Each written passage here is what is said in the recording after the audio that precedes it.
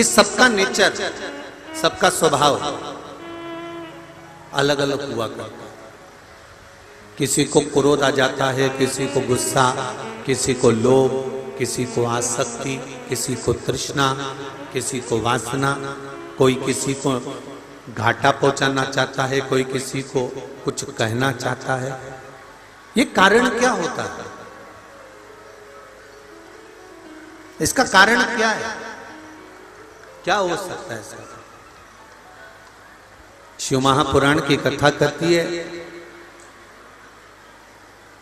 कि 84 लाख योनियां काटते काटते काटते काटते तब अंत में मनुष्य की देह मिलती है।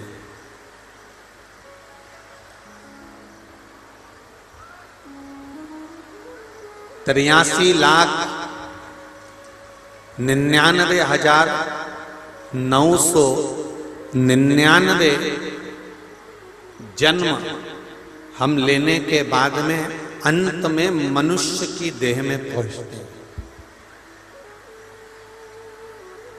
अंत में पहुंचना है।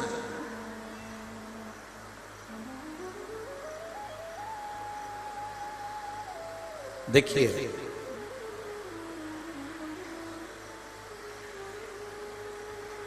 83,99,999 जन्म हमारे जो पूर्व में निकले हैं। कभी श्वान, कभी पशु, कभी पक्षी, कभी जलचर, कभी थलचर, कभी वायुचर, जो भी हम बने पूर्व में, जो हम बन चुके,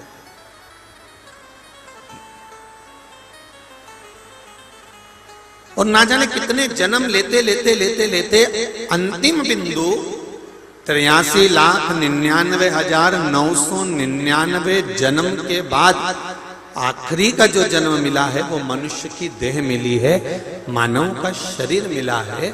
तो कई लोग कह देते हैं गुरुजी इनको गुस्सा बहुत आता है, कोई कहता है गुरुजी जब देखो जब ये खाने दौड़ता है, कोई कह देता है गुरुजी जब देखो जब ये कुछ ना कुछ गलत कर देता है, कुछ ना कुछ इनके मन में चलता ही रहता है। उसका कारण क्या है? क्या कारण हो सकता है?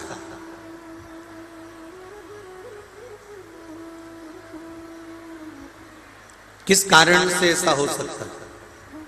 तो शिव महापुराण की कथा कहती है कि हींग की जो डब्बी होती है ना, जिसमें अपन हींग रखते हैं, उस हींग की डब्बी में जिसमें अपन ने हींग रखी, तुम किसी भी डब्बी में हींग को रखकर देखना और डब्बी को बाद में खूब धो लेना।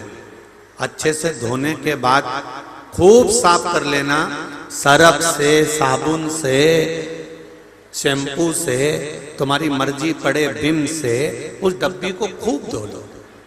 और कितना भी धोने के बाद उस डब्बी को उठाना, धुलने के बाद जब सूख जाए फिर सूंघना। हींग की बदबू जाएगी क्या? जम के तो बोलो जरा।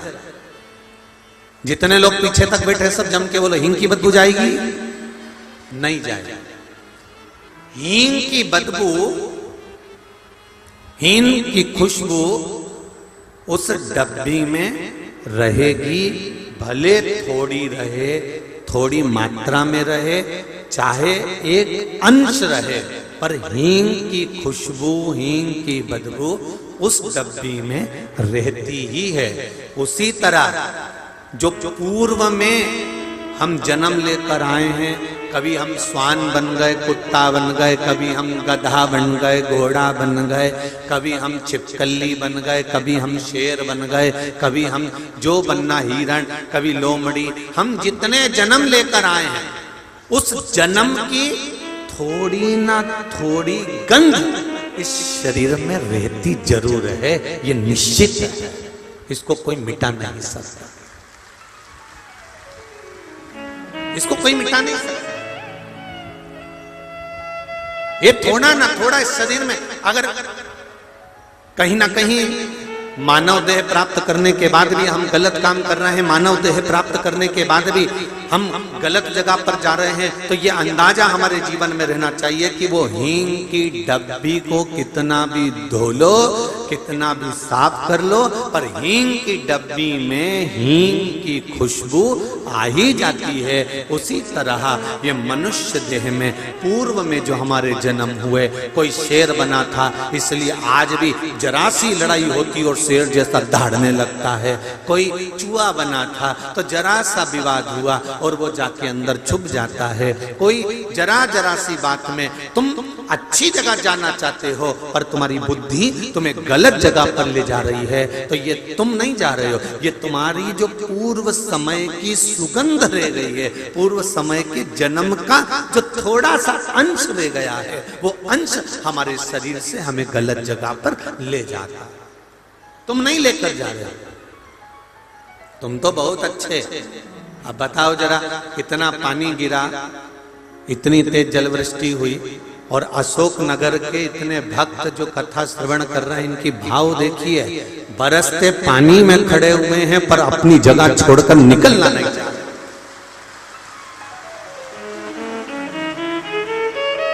अब इतना पानी, उसके बाद भी मुझे याद आ गया छत्तीसगढ़ के भिलाई की कथा। सांसद जी, छत्तीसगढ़ में भिलाई में जब कथा थी तो इतना इतना पानी घुटने तक, आप देखना YouTube पे डली होगी और आप लोगों में से कईयों ने देखी होगी, देखिए क्या किसी ने, तो घुटने से नीचे नीचे पूरे पंडाल में पानी था, पूरे पंडाल, और माताएं और भाई उस पंडाल में पानी में ठंड कहे कि मैं पड़ूं, ठंड अलग और पानी अलग, और 2.5 घंटा 3 घंटा लगातार लोग कथा को श्रवण करते रहे। आज भिलाई को अशोकनगर वालों ने पीछा छोड़ दिया, आज भिलाई को पीछा छोड़ दिया। ऊपर से जलवृष्टि, नीचे से पानी, और हृदय से शिव महापुराण की तर्पण शिव कथा को श्रवण करना, ये आपकी अविरल भक्ति है, ये अविरल भक्ति। और यही मेरा देवाधिदेव महादेव, आप सभी लोग जो इतने हृदय से इस कथा को सुन रहे हो, ये मेरा विश्वास करता है कि मेरा देवाधिदेव महादेव जब यहाँ से जाओगे तो झोली भर कर भेजेगा, ये निश्चित है, निश्चित।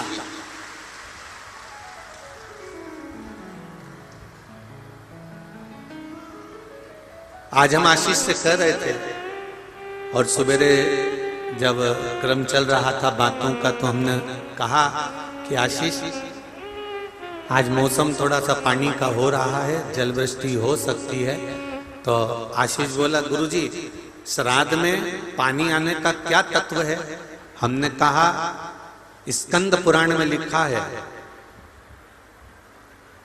कि श्राद्ध पक्ष में अगर जलवृष्टि होती है महाराज, तो वो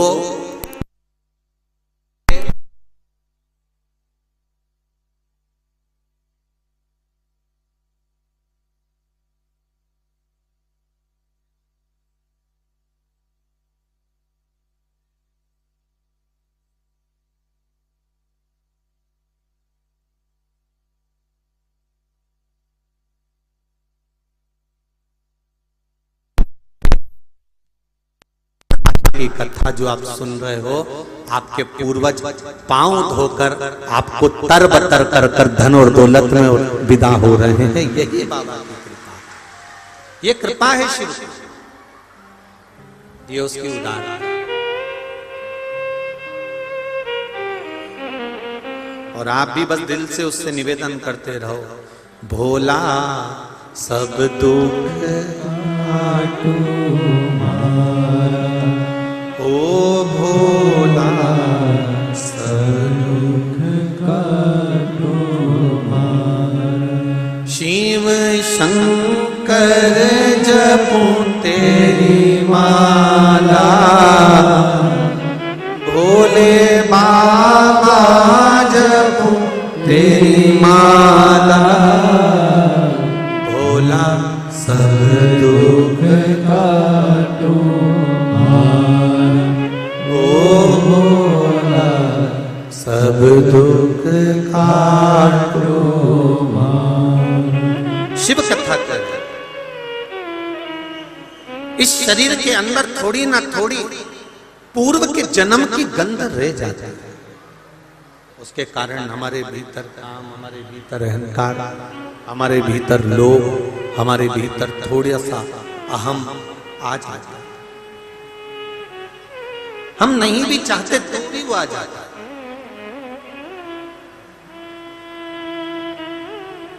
कहीं ना कहीं हमारे भीतर वो क्रोध जागृत हो ही जाता है। एक बात बहुत अच्छे से ध्यान करना, स्मरण करना, कोई कोई व्यक्ति बहुत अच्छा दिखे,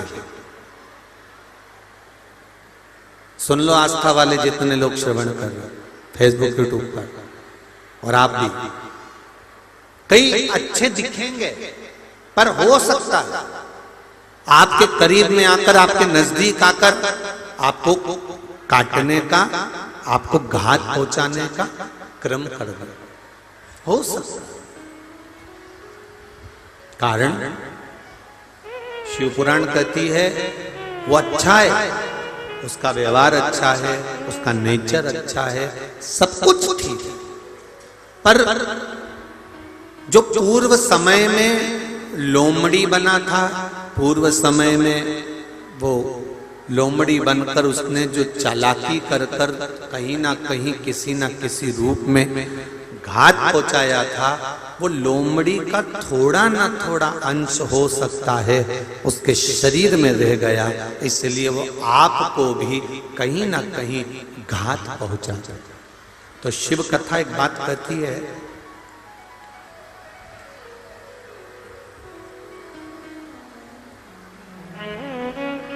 भरोसा सब पर करो। शिव महापुराण, भरोसा सब पर करो, पर शिव पुराण कहती है विश्वास केवल देवाधिदेव महादेव पर करो। विश्वास केवल देवाधिदेव महादेव पर।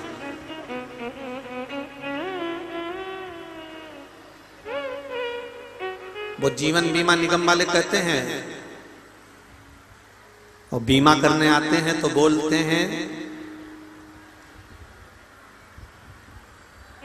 जीवन के साथ भी और जीवन के बाद भी, पर सही मायने में देखा जाए तो शंकर जी के सिवाय कोई ना तो जीवन के साथ है और ना जीवन के बाद है।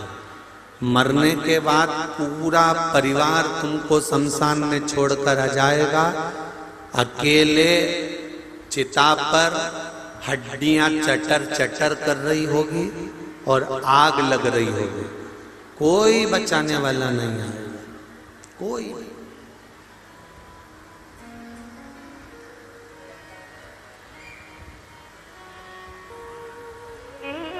उस समय पर कोई नहीं आएगा। जैसे तुम्हारे जीवन के साथ में मेरा देव अधिदेव महादेव चल रहा है, तुम्हारे संपूर्ण जीवन के सुख दुख में देव अधिदेव महादेव चल रहा है, वैसे ही तुम्हारे मृत्यु के बाद भी मेरा देव अधिदेव महादेव तुम्हारे साथ में अंत बिंदु तक खड़ा हुआ है। अंत बिंदु।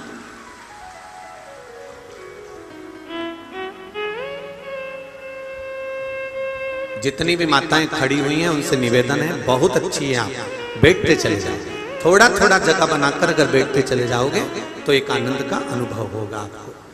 महाराज, एक जीवन का आनंद यही है, जीवन के साथ भी है और जीवन के बाद भी है, साथ में भी चल रहा है और बाद में भी चल रहा है। अंत समय प्रभु आना पड़ेगा, वचन दिया तो निभाना पड़ेगा, आए ना आए प्रभु कुटुंब कबीला, अंत समय प्रभु आना पड़ेगा। चाहे कोई आए ना आए, अंत समय तेरा आना। महाराज ब्रह्मा जी भगवान विष्णु के पास पहुंचे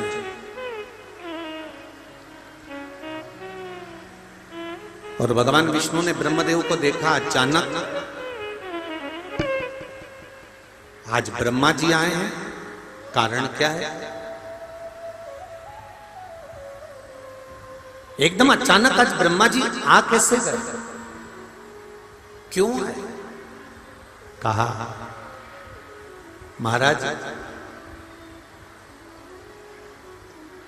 ब्रह्मा जी कह रहे हैं मुझे ये मालूम है कि आप मेरे पिता हैं। भगवान विष्णु ब्रह्मा जी के पिता हैं, ये ब्रह्मा जी कह रहे हैं कि मुझे मालूम है, पर भगवान ब्रह्मा कह रहे हैं कि मुझे अपने पिता का नाम मालूम है कि आप मेरे पिता हैं, पर मुझे ये नहीं मालूम कि भगवान विष्णु के पिता कौन है। भगवान विष्णु के पिता हैं अर्थात ब्रह्मा जी के दादाजी कौन? आखिर है कौन? महाराज ब्रह्मा जी ने जैसे ही कहा तो भगवान विष्णु के मुख से निकल गया कि मेरे पिता देवाधिदेव महादेव हैं।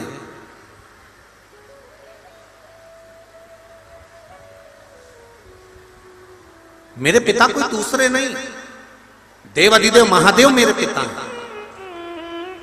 अगर देवाधिदेव महादेव आपके पिता हैं तो एक बार मैं उनका साक्षीकरण करना चाहता हूं, एक बार मैं उनको अपने सामने देखना चाहता हूं। भगवान विष्णु ने कहा कि भगवान शंकर आपने बुलाया और तुरंत देवाधिदेव महादेव आकर खड़े हो जाएं, तो भगवान विष्णु कहते हैं कि नारायण खुद कह रहे हैं कि मैं विष्णु, मैं नारायण, आप अगर बुलाओगे तो मैं तुम्हारे सामने आकर खड़ा हो जाऊंगा। तुमने राम जी को बुलाया, राम जी आकर खड़े हो जाएंगे। तुमने कृष्ण को बुलाया, भगवान कृष्ण आकर खड़े हो जाएंगे। भगवान विष्णु कहते हैं तुम मुझे बुलाओगे मैं आकर खड़ा हो जाऊंगा। पर भगवान विष्णु कहते हैं कि शंकर भगवान का आगमन, भगवान शिव का प्रवेश, भगवान शंकर का आना कोई इतना सरल नहीं है। शिव का आना इतना सरल नहीं है भाई। आप सब भी बहुत ध्यान से सुनना। शिव महापुराण की कथा कोई इतनी सरल नहीं है। आप कथा सुनने तो आ गए और बड़ा जोरदार घर से निकली थी तो पानी की बोतल, रुमाल, बेग और बचा कुचा था तो थोड़ी सी सुपारी कि महाराज जी कथा कहेंगे, और मान लो अगर थोड़ी सी भी नींद आई तो मुंह में धर के उतरती। तो तुम भले तुम पानी की बोतल लेकर, बैग लेकर, अपना सामान लेकर, और साथ में छोटे छोटे बच्चे, तो बच्चों का भी सामान बैग के अंदर, टॉफी, बिस्कुट, कुरकुरा, जैसे ये रोना चालू करे और तुमने निकाल के दिया और उन्होंने खाना चालू करा। अच्छा, बच्चे भी इसका बहुत फायदा उठाते हैं। इनने देखा कि कुरकुरा पूरा हो गया, फिर पे करना चालू करा, और जैसे पे करना चालू करा इसने फिर निकाल के दूसरा पैकेट दे दिया, ये खा बिस्कुट का। अब शिव महापुराण की कथा कोई इतनी सरल नहीं है। आप घर से तो निकल गए, घर से तो चले गए, घर से आप पानी की बोतल भी ले गए, सामान भी ले गए, बच्चों को भी ले गए, कथा में जाकर बैठ भी गए, पर घर के जितने पितृ हैं, घर के जितने पूर्वज हैं, ये तर्पण शिव महापुराण की कथा चल रही है। कथा में मन उसी का नहीं लगता जिसके पूर्वज जाना ही नहीं चाहते। उन्होंने कहा इसको अड़चन उत्पन्न करो, चिमटी खोड़ो, ये कथा सुनेगा नहीं तो अपन जाएंगे नहीं, अपन यहीं की। तुम चले भले गए हो, कथा में पहुंच भी गए हो, पर मन चित्त वृत्ति ये लगाना बड़ा कठिन, बड़ा बहुत कठिन। आप पहुंच भले जाओ। कई बार ऐसा होता होगा आपके साथ में भी कि मंदिर तक चले जाते हो, भगवान को अगरबत्ती दिया सब लगा देते हो, लोटा भर के पानी चढ़ा भी देते हो, पर कई बार ऐसा फिर बाद में याद आता, ओ राम मैंने बेलपत्री तो उठा के लाई नहीं, बेलपत्री लेके आना था मेरे को, मैं बेलपत्री तो लाई नहीं। फिर तुरंत गई और बेलपत्री लेकर आई। फिर विचार करा कि मैंने जल चढ़ाया, थोड़ा सा जल उठा के ले आती, बेलपत्र उठा के ले आती। ये मन की अभिलाषा। भगवान विष्णु ने कहा कि मैं आ सकता हूं, राम जी आ सकते हैं, भगवान कृष्ण आ सकते हैं, भगवान ब्रह्मा आ सकते हैं। 33 कोटि देवी देवताओं का आप आवाहन करिए, 33 कोटि देवी देवताओं को बुलाइए, सारे देवता आपके सामने आ सकते हैं, पर केवल एक देव अधिदेव महा। अच्छा और सरल भाषा में समझ लो रे भाई, तुम पूरे कॉलोनी में घूम के आओ, पूरे नगर में घूम के आओ, अशोक नगर में घूम के आओ, गुना में घूम के आओ, शिवपुरी घूम के आओ, ग्वालियर घूम के आओ, तुम्हारी मर्जी पड़े सीओर घूम के आ जाए, तुम्हारा मन पड़े जहां जहां घूम के आओ। जिसके यहाँ भी जाओगे तो मालूम पड़ेगा इनके शरीर में पितर देवता आते, कोई कहेगा इनके शरीर में देवी जी आती, कोई कहेगा इनके शरीर में भेरू जी आता, कोई कहे इनके शरीर में ये आता। पर तुमने कभी सुना कि किसी के शरीर में महादेव आता? अरे बोलो तो जम के, सुना कहीं? नहीं। क्योंकि अगर उनके शरीर में आ गया और किसी ने धतूरा लाके धर दिया कि खा के बता, नहीं अभी तो कह रहा था कि मुझे महादेव आया, और महादेव आया तो किसी ने धतूरा लाके रख दिया, ले खा। और एक साथ 12-15 धतूरे, उसने कहा मेरे को महादेव आया, और इन्होंने लिया और 12-15 धतूरे लाके रख दिया कि खा। और मालूम पड़े एक ही धतूरा खाया ने चक्कर खाई ने नीचे गिर गया, सारा महादेव बाहर निकल गया। तो सब आ सकते हैं, पर महादेव जम के बोलो जरा, नहीं आ सकता, बहुत कठिन है। 33 कोटि देवी देवता का दर्शन हो सकता है, 33 कोटि देवी देवता तुम्हारे सामने प्रकट हो सकते हैं। तुमने थोड़ी सी आराधना करी, थोड़ी सी अर्चना करी, थोड़ी सी आराधना करी, थोड़ा सा भजन करा, थोड़ा सा कीर्तन करा, तो सारे देवी देवता तुम्हारे सामने आकर खड़े हो जाएंगे। पर देव अधिदेव महादेव इतनी जल्दी तुम्हारे सामने आकर खड़े नहीं होते। हाँ, शंकर जी से पूछा क्या तुम सामने नहीं आते? शिव जी कहते मैं सामने नहीं आता। तो फिर जगत का कल्याण कैसे करते हो? शंकर भगवान बोले जो दिल से हृदय से मुझे चाहता है और मुझ पर एक लोटा जल समर्पित करता है, शिव जी कहते हैं मुझे आने की जरूरत नहीं पड़ती, मैं गण भेज देता हूं और उसका कल्याण कर देता हूं, मुझे नहीं आना, मैं क्यों आऊं? किस लिए? महाराज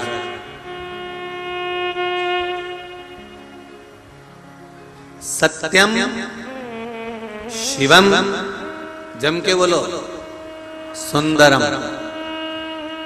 सत्य जीवन में आया तो शिव मिल गया, शिव मिला तो जीवन में सुंदरता बढ़ गई अपने आप। कोई को बढ़ाने की जरूरत नहीं, अपने आप बढ़ गई। केवल सत्य जीवन में आया।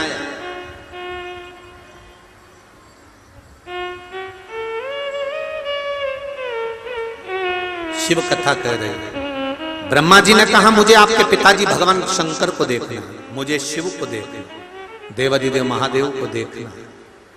भगवान नारायण बोले ये तो हो नहीं सकता कि तुम्हें शिव का दर्शन हो जाए। हाँ, अगर भक्ति अगर प्रबल है तो हो सकता है कि दर्शन हो जाए। आता नहीं है। सम्मुख में कभी नहीं आता। जो जरा जरा सी बात में सामने खड़ा हो जाए वो श्रेष्ठता नहीं होती। बहुत ध्यान देना। आपने किसी की बेटी की शादी कराई, उसके यहां पर धन नहीं है, बेटी के यहां पर कुछ भी नहीं, कुछ भी। आपने शादी करा दी, बेटी अच्छी जगह ब्याह कर कर चली गई, और तुम बात बात में उसके पास जाकर बोलो मैंने तेरी बेटी की शादी कराई, मैंने तेरी बेटी की शादी कराई, तो जो कहता है ना मैंने तेरी बेटी की शादी कराई, उसका मान घट जाता है। हाँ, पीछे रहकर अगर बेटी के लिए कुछ कर दिया तो एक आनंद का विषय है, पर सामने आकर बार बार बोल दिया तो उसमें श्रेष्ठता नहीं है। सम्मुख में आकर अगर बोल दिया तो उसकी श्रेष्ठता खत्म। भगवान शिव, सारे देवता, जितने भी देवी देवता वो देते हैं तो पल्लू झाड़ कर देते हैं, पर जब मेरा महादेव देता है तो छप्पर फाड़ कर देता है। उसकी देने का तरीका ही अलग है। अड़भंगा, अलमस्त, अपने आनंद के साथ में निवास करने वाला बैठा हुआ है अपनी मस्ती में, उसे कोई मतलब किसी से मतलब नहीं। बस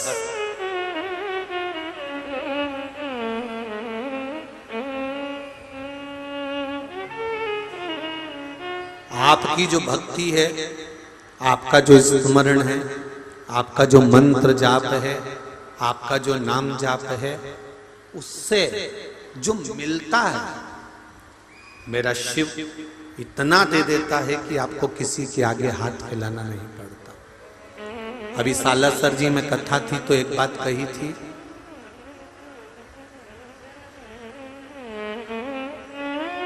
कि दुनिया के आगे हाथ जोड़ने से अच्छा एक बार अपने दिल की बात, अपने मन की बात, अपने हृदय की बात मेरे देव अधिदेव महादेव से जाकर कह दो, वो तुम्हारी झोली अपने आप खुशियों से भर देगा। तुम्हें किसी और जगह कहने जाने की जरूरत ही नहीं पड़ेगी, अपने आप। तेरे दरबार की बाबा निराली शान देवी है, तेरे दरबार की बाबा निराली शान देवी है। तुझे देते नहीं देखा पर झोली भरी है। एक पत्र आया है, ध्यान दें इस पत्र पर।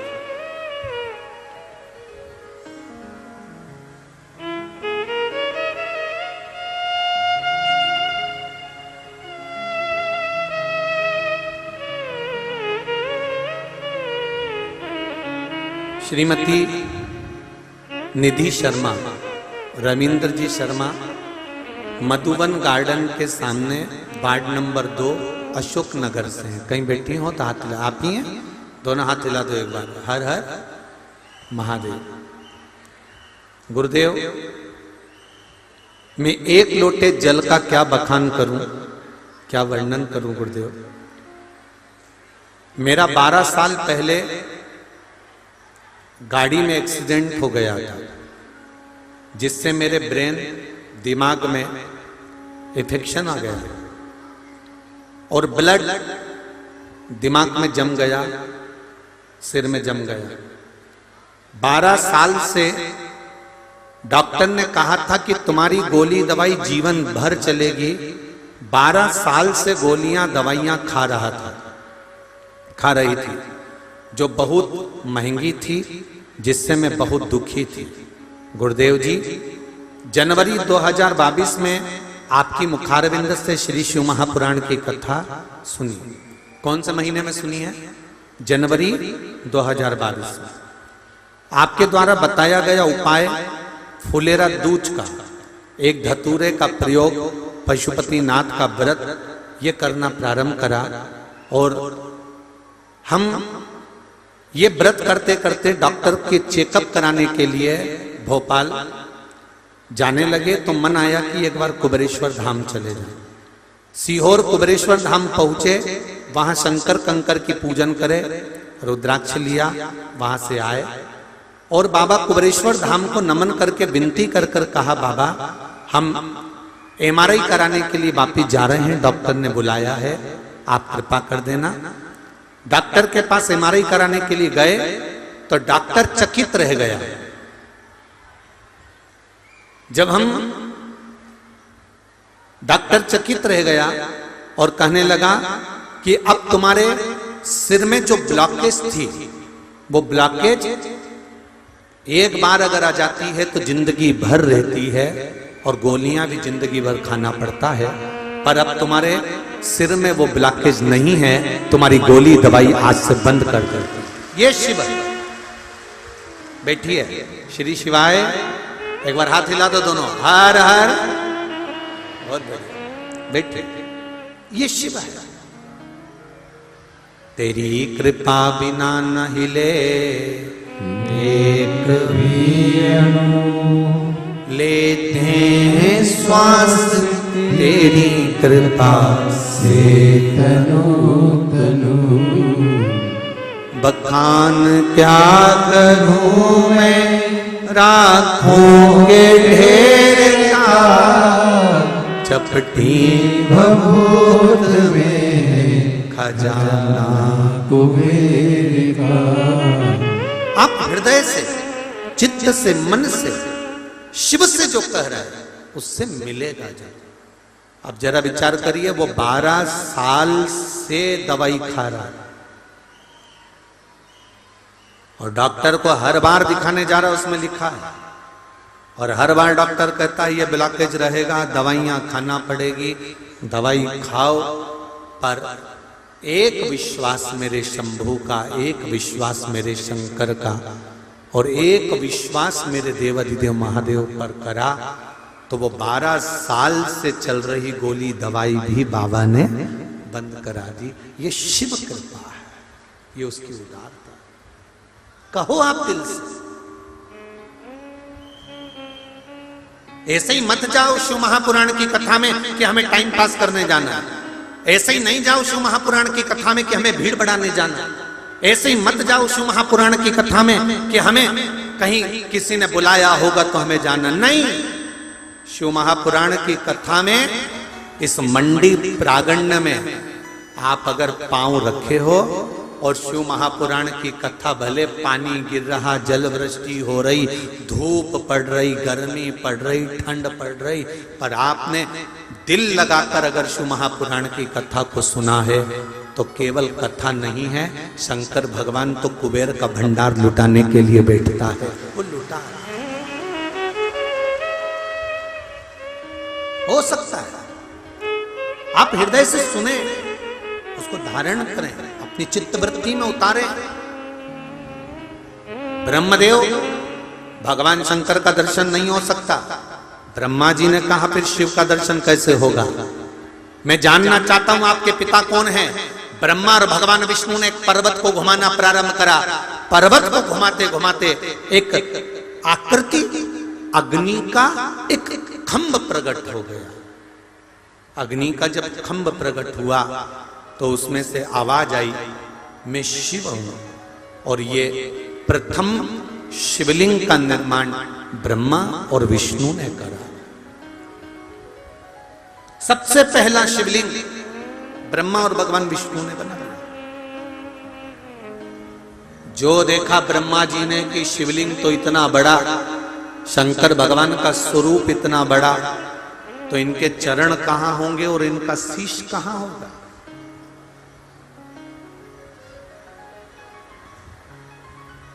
कहां चरण, कहां शीश? पता लगाया। भगवान विष्णु से भगवान ब्रह्मा जी ने कहा, मेरा मन है कि मैं शंकर भगवान का शीश देख कर आऊं। इस शिवलिंग का आखिरी सिरा देखकर आना और भगवान शंकर का चरण भी देखकर आना। आप कहां जाना पसंद करेंगे? भगवान नारायण से पूछा ब्रह्मा जी ने। भगवान विष्णु कहते हैं मैं अपने पिता का सिर नहीं देखना चाहता, मैं अपने पिता का चरण देखना चाहता हूं, इसलिए मैं ऊपर की ओर नहीं जाऊंगा, नीचे की ओर जाऊंगा और भगवान देवाधिदेव महादेव के उस शिवलिंग का चरण ढूंढ कर आऊंगा कि भगवान का चरण कहां है। भगवान विष्णु नीचे जा रहे हैं, भगवान ब्रह्मा ऊपर जा रहे हैं। चलते चलते चलते चलते चलते चलते भगवान विष्णु जो नीचे गए थे उनको भगवान का चरण नहीं मिला, वो वापिस आकर खड़े हो गए, पर ब्रह्मा जी तो चढ़ते चले गए और ऊपर और ऊपर और चढ़ते जा रहे हैं।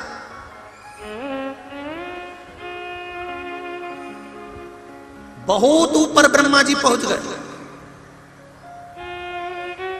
पर ब्रह्मा जी को भगवान शंकर के शिवलिंग का सिर नहीं मिला, सिरा नहीं मिला, आखिरी छोर नहीं मिला।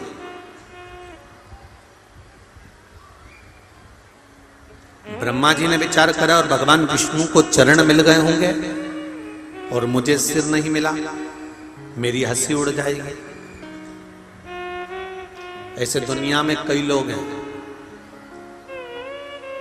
मन करता है एक लोटा जल शिव जी को चढ़ाए हों। कई माताएं ऐसी हैं जिनका मन करता है कि मैंने सीहोर वाले महाराज के मुंह से सुना एक लोटा जल चढ़ा देना चाहिए शंकर भगवान को, मन करता है जाने का, पर कई बार मन में संकोच उत्पन्न हो जाता है। पड़ोसन देखेगी तो कहेगी बताओ ये भी पगली हो गई, ये भी चल दी शिव मंदिर, ये भी बावरी हो गई। नहीं, शंकर के मंदिर जाने में, शिव के द्वार जाने में, शंकर भगवान को एक लोटा जल चढ़ाने में हमें शर्म महसूस नहीं होना चाहिए, हमें गौरव महसूस होना चाहिए कि हम सनातन धर्म से जुड़े। हमें यह गौरव महसूस होना चाहिए कि हम सनातन धर्म से जुड़े हुए हैं। जब चाट वाले के ठेले पर खड़े होकर जो पल्लू तुम्हारा यहां रहता है वो यहां धरकर गोलगप्पा खाने में शर्म नहीं आए, बफेट में गुलाब जामुन निपटाने में शर्म नहीं आए, और तो और सारी दुनिया में जरा सी कोई कुछ कह दे तो झगड़ा करने में शर्म नहीं आए, तो मेरे देव अधिदेव महादेव को एक लोटा जल चढ़ाने में काहे की शर्म आना। सारी समस्या का हल, जम के बोलो जरा, एक लोटा जल, फिर क्या शर्म।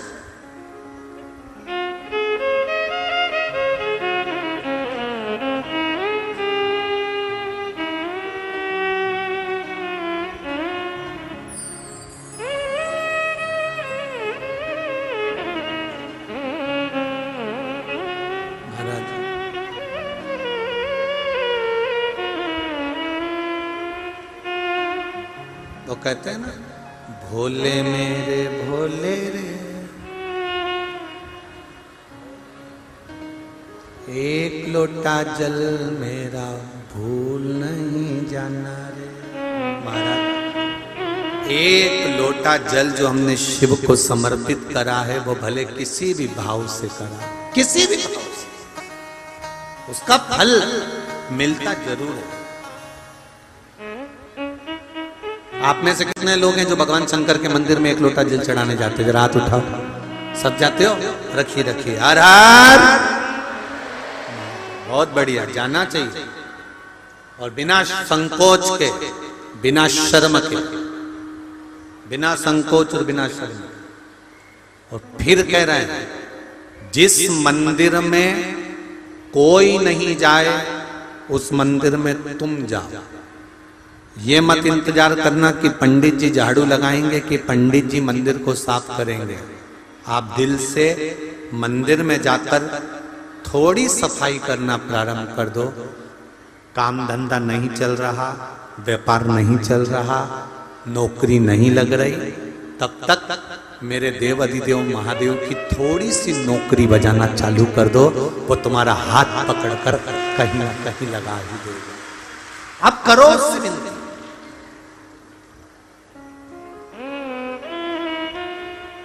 आप उससे निवेदन तो करो।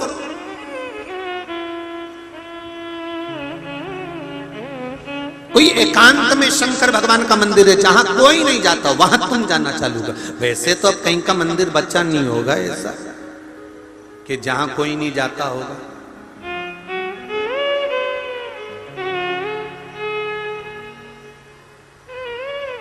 महाराज ब्रह्मा जी ने विचार करा कि मेरे को नीचे जाऊंगा तो लोग हंसेंगे, भगवान विष्णु कहेंगे कि ब्रह्मा जी को भगवान शंकर का सिर नहीं मिला, क्या करा जाए। भगवान ब्रह्मा जी ने एक केतकी के फूल को तोड़ लिया और केतकी के पुष्प को तोड़ा। उससे कहा कि तू चल के भगवान विष्णु के सामने कह देना कि ब्रह्मा जी को सिर मिल गया। केतकी का फूल बोला कि मैं क्यों झूठ बोलूं, इसमें मेरा क्या फायदा होगा।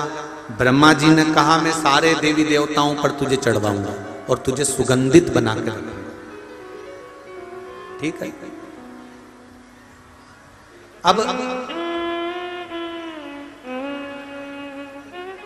ब्रह्मा जी और आगे बढ़े तो केतकी के फूल ने कहा मान लो मेरी बात किसी ने नहीं मानी तो सामने से गौ माता आ रही थी, गाय आ रही थी।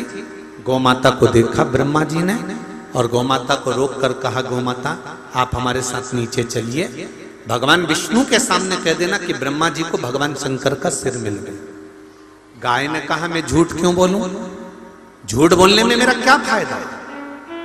व्यक्ति झूठ इसलिए बोलता है कि उसका कुछ ना कुछ फायदा हो।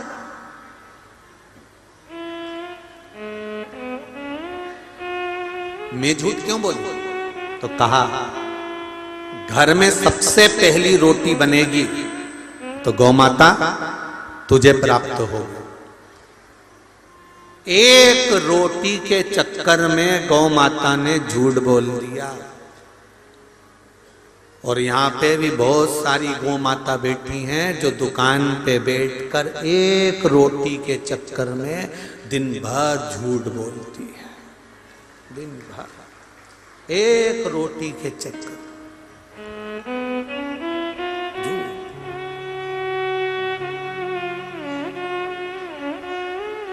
महाराज नयन जल था। गौ माता भी आई, केतकी का फूल भी आया, भगवान ब्रह्मा भी आया। ब्रह्मा जी ने आते से सबसे पहले भगवान विष्णु से पूछा क्या आपको शंकर भगवान का चरण मिल गया। भगवान विष्णु ने एक शब्द कहा कि मुझे भगवान शंकर का चरण नहीं मिला। विष्णु भगवान ने जैसे ही सत्य बोला, भगवान शंकर ने कह दिया नारायण तुमने मेरे सामने सत्य बोला है, इसलिए आज से तुम्हारा नाम सत्य नारायण होगा, तुम्हारी घर घर पूजन हो। एक सत्य बोला इसलिए तुम्हारा नाम सत्यनारायण होगा, तुम्हारी घर घर में पूजन होगी। कोई तुमसे पूछे कि सत्यनारायण जी की कथा कहां से निकली है तो आप बता सकते हो स्कंद पुराण से निकली है। स्कंद पुराण में सत्यनारायण भगवान का चरित्र वर्णन किया गया।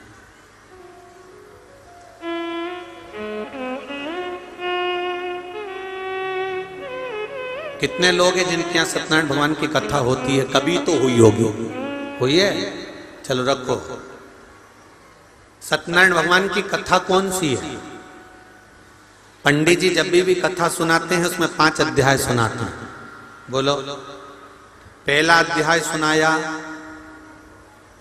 एक ब्राह्मण के घर पर एक लक्कड़हारे ने कथा सुनी। बोलो सही है कि गलत है। दूसरा अध्याय फिर कथा सुनकर उसने कथा सुनी। फिर तीसरा अध्याय उसने कथा सुनकर उसने कथा सुनी। फिर चौथा अध्याय उसने कथा सुनी और उसने कथा सुनी, पर वो कथा थी कौन सी? जो सत्यनारायण जी की थी, जो सबने सुनी, पर आज तक वो 5 अध्याय में नहीं आई। तो वो कथा कौन सी थी? तो कोई तुमसे पूछे तो कह देना शंकर भगवान को जानने के लिए ब्रह्मा और विष्णु ने ढूंढना प्रारंभ करा। भगवान विष्णु नीचे गए, ब्रह्मा ऊपर गए, केतकी का फूल, गाय सबको लेके ब्रह्मा जी आए। नीचे खड़े हुए भगवान विष्णु से ब्रह्मा जी ने पूछा कि तुम्हें भगवान शंकर के चरण मिले? तो भगवान विष्णु ने कह दिया कि मुझे चरण नहीं मिले। शंकर भगवान के सामने भगवान नारायण ने सत्य बोल दिया था, इसलिए उनका नाम सत्य नारायण हो गया। तब भगवान विष्णु ने जैसे ही सत्य बोला तो 33 कोटि देवताओं ने पुष्पों की वृष्टि करी, हाथ जोड़कर स्मरण करा, स्तुति करी। एक सुंदर कलश को सजाकर उस पर श्रीफल रखकर आम पत्र को लगाकर केल पत्र के साथ में भगवान विष्णु की आराधना करना प्रारंभ करी। और भगवान विष्णु की जब आराधना करी तो यही आराधना जब करना प्रारंभ करे तब उनको कदली फल मेवा का भोग लगाया, क्योंकि तुमने सत्य बोला है। सत्य बोलने वाले की पूजन संसार में होती रही है, इसलिए भगवान नारायण की उस दिन से पूजन प्रारंभ हो गई। अब कोई तुमसे पूछे कि सत्यनारायण जी की कथा कौन सी थी, तो तुम बता देना कि कथा ये थी, और वो 5 अध्याय तो कथा के क्रम के। आपने जितनी बार भी सत्यनारायण जी की कथा सुनी होगी उसमें बताया होगा उन्होंने कथा करवाई तो उन्होंने कथा करवाई तो उन्होंने कथा करवाई। वो कथा कौन सी थी? वो कथा ये। अब भगवान विष्णु ने ब्रह्मा जी से पूछा, आपको भगवान शंकर का सिर मिला? हाँ। आकाशवाणी हो गई शिवलिंग में से, ये ब्रह्मा झूठ बोल रहा है। दुनिया के सारे मंदिर में, दुनिया की सारी भूमि पर, दुनिया की सारी जगह पर जाकर झूठ बोलोगे चल जाएगा, पर शंकर भगवान के सामने झूठ बोलोगे तो जिंदगी नरक जैसी निकल जाएगी, पूरी जिंदगी। ये अदालत, ये पंचायत, ये पंच, ये तो सब बाद में बने। इससे पहले तो गांव के लोग निर्णय कराने के लिए शंकर जी के मंदिर लेके जाते थे। बोलो रे, जितने बैठे हो पुराने, सबको मालूम होगा। जरा सा कोई काम बिगड़ा, चल शंकर जी के मंदिर में उठा गंगा जली और कह दे कि तूने ऐसा नहीं करा। ना पहले पंचायत होती थी, ना पहले अदालत होती थी, ना कोई निर्णायक मंडल होता था। केवल एक निर्णय होता था, शंकर जी के मंदिर में ले जाकर खड़ा कर देते थे और उठा गंगा जली और कह दे तूने ये नहीं करा। कारण क्या था? क्योंकि स्कंद पुराण, शिव पुराण, गर्ग संहिता, लिंग पुराण, नर्मदा पुराण, पद्म पुराण, सारी पुराण एक बात कहती है कि दुनिया में कहीं पर भी झूठ बोल लो, पर शंकर के द्वार पर झूठ मत बोलना। शिव के द्वार पर झूठ बोला तो जिंदगी नरक हो जाएगी। ब्रह्मा जी ने शंकर जी के सामने झूठ बोल दिया। और क्या झूठ बोला? कि मुझे शिव जी का सिर मिल गया। ब्रह्मा जी ने जैसे ही बोला तो शंकर भगवान ने कहा, ब्रह्मा तुम झूठ बोल रहे हो। ब्रह्मा जी ने बात स्वीकार नहीं करी। ना मानो तो केतकी के फूल से पूछो। केतकी के फूल से शंकर भगवान के सामने भगवान विष्णु ने पूछा, बोल केतकी, क्या ब्रह्मा जी को सिर मिला है शंकर भगवान का? केतकी के फूल ने कहा, ब्रह्मा जी ने तो सिर का दर्शन कब से कर लिया था। केतकी के फूल ने भी झूठ बोल दिया। शंकर भगवान की आकाशवाणी हुई, हे केतकी के फूल, हे केतकी के पुष्प, मैं तुझे श्राप देता हूं, सारे देवताओं पर तू चढ़ेगा पर शंकर भगवान पर कभी नहीं चढ़ेगा। अगर भूल से भी चढ़ गया तो 1000 गौ हत्या के बराबर दोष लग जाएगा। केतकी का फूल सारे देवताओं पर चढ़ता है, पर भगवान देवाधिदेव महादेव पर कभी नहीं चढ़ता, कभी नहीं चढ़ता, कभी। कितना सुंदर वर्णन लिखा है स्कंद पुराण में कि आप भगवान शिव को चढ़ाने के लिए कोई सामान ना मिले तो आप 3 बार ताली बजा कर आ जाओ, पर केतकी का फूल कितना भी सुंदर हो और कितना भी अच्छा हो, पर शंकर भगवान को चढ़ाकर मत आना। तुझे श्राप देता हूं केतकी। इतनी देर में ब्रह्मा जी बोले ये आकाशवाणी झूठी है, ना मानो तो गौ माता से पूछो कि गाय बता क्या ब्रह्मा जी को सिर नहीं मिला। इतने में गौ माता ने एक रोटी के चक्कर में झूठ बोल दिया कि यह आकाशवाणी झूठी है। ब्रह्मा जी को शंकर भगवान के सिर का दर्शन हुआ है। इतना सुना तो क्रोध आ गया शंकर भगवान को। शिव जी ने श्राप दे दिया, ए गौ माता मैं तुझे श्राप देता हूं, तू जगत की मां कहलाती है, तू जगत की मां कहलाती है, दुनिया तुझे पूजती है। गौ माता दुनिया तेरे चक्कर में पड़ी रहती है, लोग तुझे पूछते हैं, तू दुनिया में मां कहलाती है। तूने झूठ बोला है गौ माता, मैं तुझे श्राप देता हूं, तेरा पूरा शरीर पूजा जाएगा, पर जिस मुख से तूने झूठ बोला है तेरा वो मुख अपूज्य माना जाएगा। इसलिए सनातन हिंदू धर्म में सारे देवताओं की परिक्रमा आगे से होती है, पर गौ माता की परिक्रमा पीछे से होती है। गाय की परिक्रमा पूंछ से प्रारंभ होकर पूंछ पर विराम होती है। पूंछ से चालू होगी, पूंछ पर विराम। और सनातन हिंदू धर्म में सारे दान आगे से होते हैं, कन्यादान आगे से, वस्त्र दान आगे से, सारे दान तुम जितने दान करना चाहो, पिंड दान, अन्न दान, वस्त्र दान, स्वर्ण दान, भूमि दान, कन्यादान, मुद्रा दान, जो दान करना चाहो सब आगे से होते हैं। सनातन हिंदू धर्म में केवल गौ माता का दान, गौ माता का दान कैसा होता है जो पीछे से होता है। गाय की पूंछ पकड़कर करना पड़ता है, क्योंकि इसने झूठ बोल दिया था, ये झूठ बोली।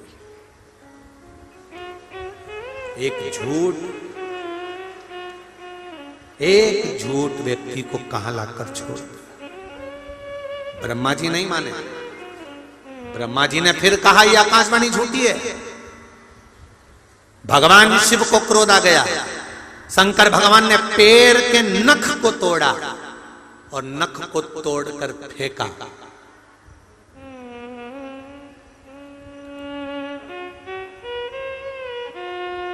काल भैरव प्रकट किया। भविष्य पुराण में एक बात मिली, उसका स्मरण करिएगा। जितनी भी कथा इससे पहले बाची हैं उसमें यह प्रसंग नहीं आया।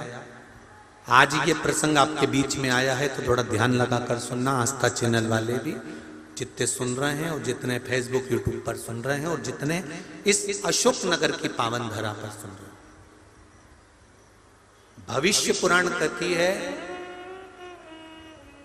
पांव के अंगूठे का नख जब भी काटो, उसको काटते समय कोई देखे ना, और दूसरा उसको कहां फेंका गया है उसका स्मरण परिवार के व्यक्ति को नहीं होना चाहिए।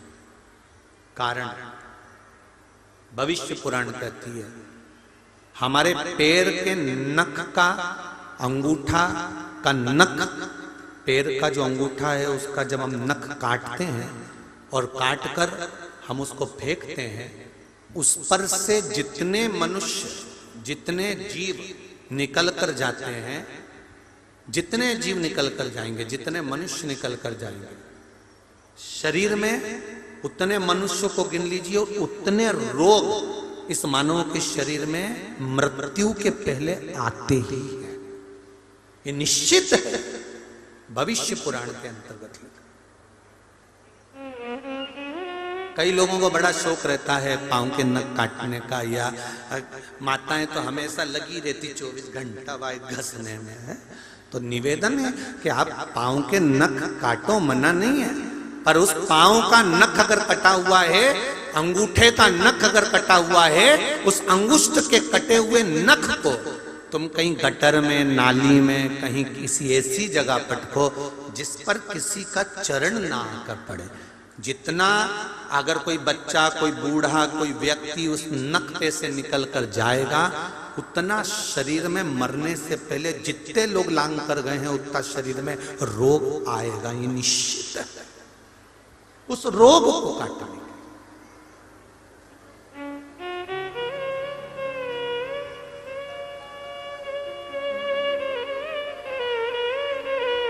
मरने से पहले, जन्म से लेकर मृत्यु तक व्यक्ति का शरीर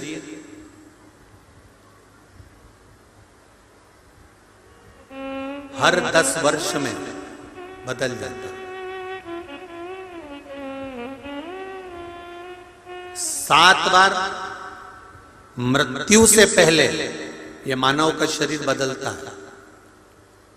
जब यह मानव का शरीर बदलता है तो इसके अंदर का जो पाप है, इसके अंदर का जो पाप कर्म है, वो 3 जगह से निकल कर जाता है। एक मल के द्वारा, दूसरा नख के द्वारा, तीसरा केश के द्वारा, बाल के द्वारा। क्यों? गया जी में तर्पण करने जाते हैं, पिंड देने के लिए जाते हैं, हरिद्वार में पिंड देने के लिए जाते हैं, ब्रह्म कपाली करने के लिए बद्रीनारायण जाते हैं, या घर में कोई चले जाता है तो कहा जाता है बाल देना पड़ेगा। आखिर कारण क्या है? इस केश में, इस बाल में ऐसा है क्या?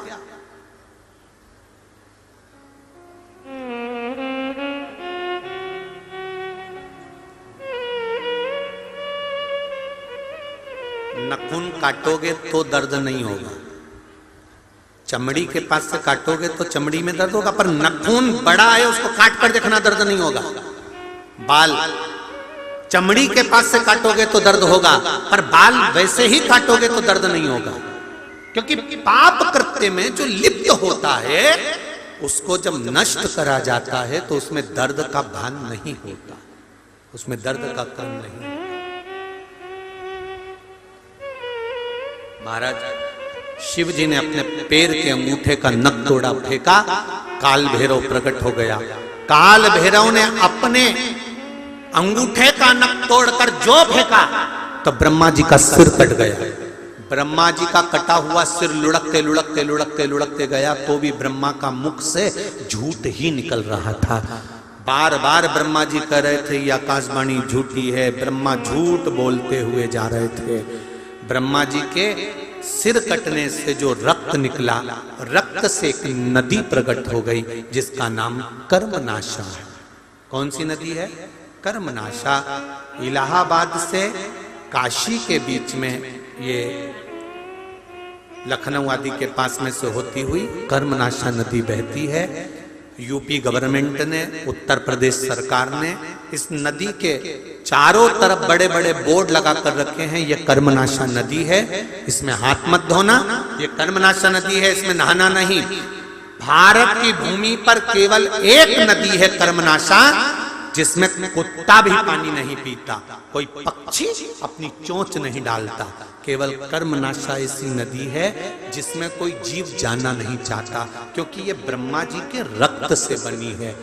अगर कोई भूल से भी कर्मनाशा नदी का पानी उसके शरीर पर पड़ जाता है तो जिंदगी में उसने जितना पुण्य करा होता है, जितने व्रत, उपवास, साधना, दान, पुण्य जितना करा होता है, केवल कर्मनाशा नदी का एक बूंद पानी शरीर पर पड़ने से वो सब नष्ट हो जाता है। कर्मनाशा ब्रह्मा जी के रक्त से बन गई। ब्रह्मा जी ने झूठ बोलना बंद नहीं किया, तब भगवान विष्णु ने आकर ब्रह्मा को चुप करा और भगवान शंकर की आराधना करी, हे शिव कृपा करिए, भोलेनाथ कृपा करिए। शिव जी ने पूछा क्या हुआ नारायण? नारायण कहते हैं आप ब्रह्मा जी को क्षमा कर दो, ब्रह्मा जी को क्षमा करो। भगवान शंकर ने ब्रह्मा जी को क्षमा तो कर दिया, पर भगवान विष्णु ने कहा ये ब्रह्मा जी का जो सिर कटा है, लुढ़क कर गया है, झूठ बोलने वाला ये सिर जो लुढ़क कर गया है, इस सिर का कुछ कर दो, क्योंकि ये संसार में पड़ा रहेगा, लोग इससे नफरत करेंगे, आप कुछ कृपा करिए। शंकर भगवान ने कहा भगवान नारायण आप कह रहे हो तो मैं वर देता हूं, ब्रह्मा जी का ये सिर वट वृक्ष बनेगा, बड़ का पेड़ बनेगा। इस वट वृक्ष के नीचे किसी देवता की पूजन भले नहीं होगी, पर मैं इस वट वृक्ष के नीचे विराजमान होऊंगा और मेरा नाम बटकेश्वर महादेव होगा।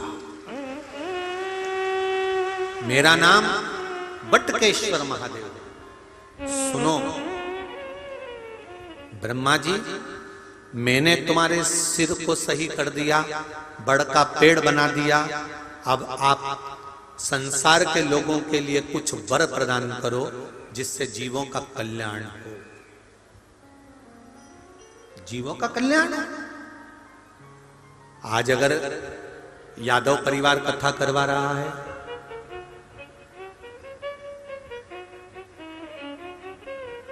डॉक्टर कृष्णपाल जी अगर कथा करवा रहे हैं सांसद महोदय, तो ये केवल एक व्यक्ति के लिए नहीं है, ये किसी एक के लिए शिव महापुराण की कथा नहीं है, संपूर्ण विश्व के कल्याण के लिए, संपूर्ण विश्व। महाराज भगवान शंकर ने कहा ब्रह्मा जी अब आप संसार के हित के लिए कुछ करिए। ब्रह्मा जी ने वर दिया, बट वृक्ष के नीचे जो अपने पूर्वजों के लिए पिंडदान, तर्पण आदि कादि कर्म करेगा, उसके पूर्वजों का मृत्यु लोक में कोई अंश नहीं रहेगा और वो देवलोक में जाकर विराजमान हो जाएंगे, पितृलोक से उनकी मुक्ति हो जाएगी। पितृलोक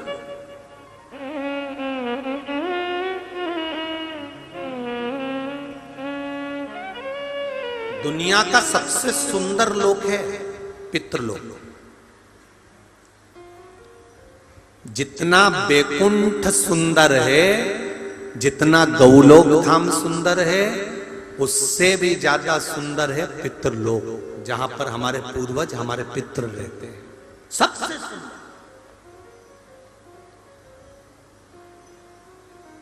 और उन पितृलोक की बेटियां भी कितनी सुंदर हैं, जरा ध्यान दीजिएगा। पितृलोक की 3 बेटियां हैं पितरों की। पहले नंबर पर मैना, पार्वती जी की मां। दूसरे नंबर पर सुनैना, माता जानकी की मां। तीसरे नंबर पर कीर्ति, राधा जी की मां। ये पितरों की बेटियां हैं। जिस पितृलोक में इतनी सुंदरता है, शिव महापुराण की कथा कहती है बैकुंठ धाम से भी लाख गुना सुंदर है पितृलोक, जहां पितृ रहते हैं, जहां पितृ निवास करते हैं।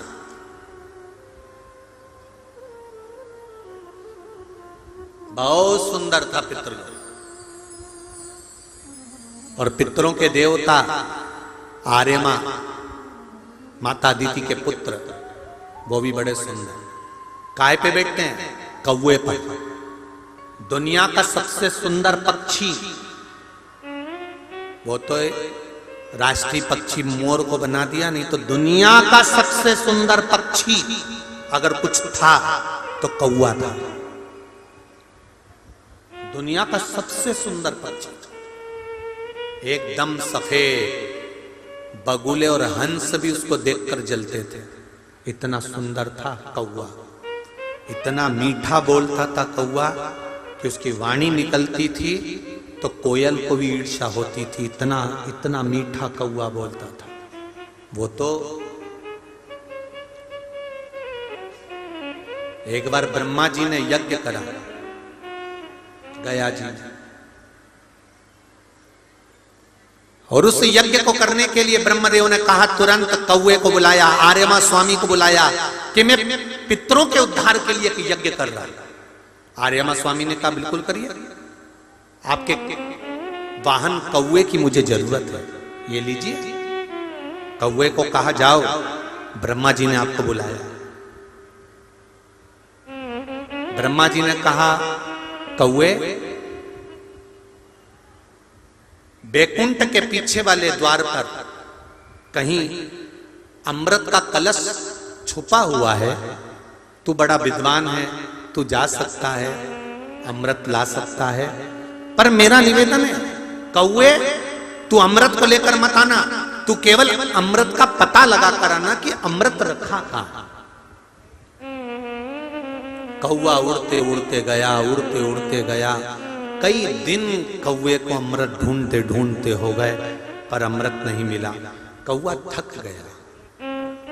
ब्रह्मा जी ने कहा था जब तक अमृत ना मिले तब तक लौट कर मत आना। कौवा थक गया।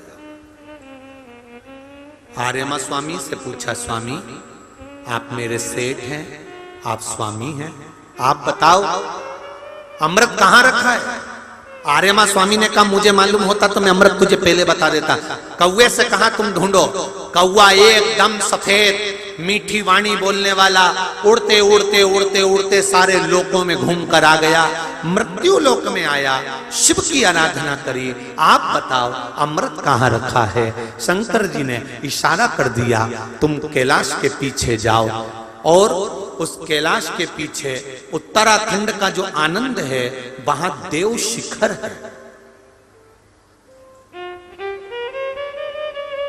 कभी आप नेट पे सर्च करना, मोबाइल पर निकालना, उत्तराखंड की भूमि पर देव शिखर नाम आता है, देव शिखर, जहां पर अमृत का कलश रखा हुआ था। कौवा उड़ते उड़ते गया, कलश को देख लिया, थक गया, बहुत भूख लग रही थी, बहुत प्यास लग रही थी।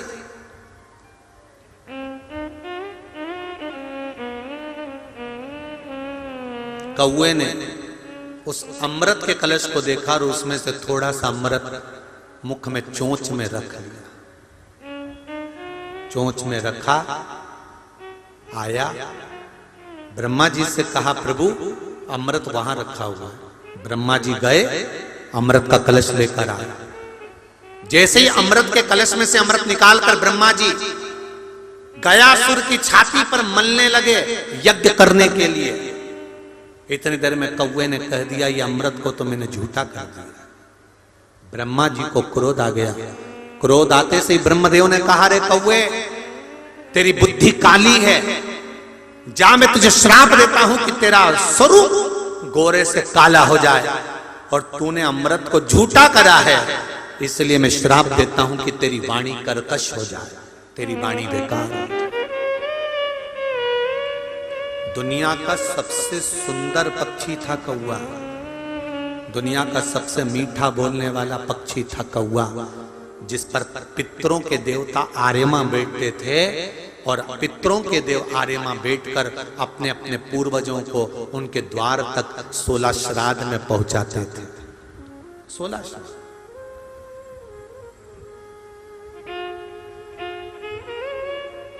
शादी में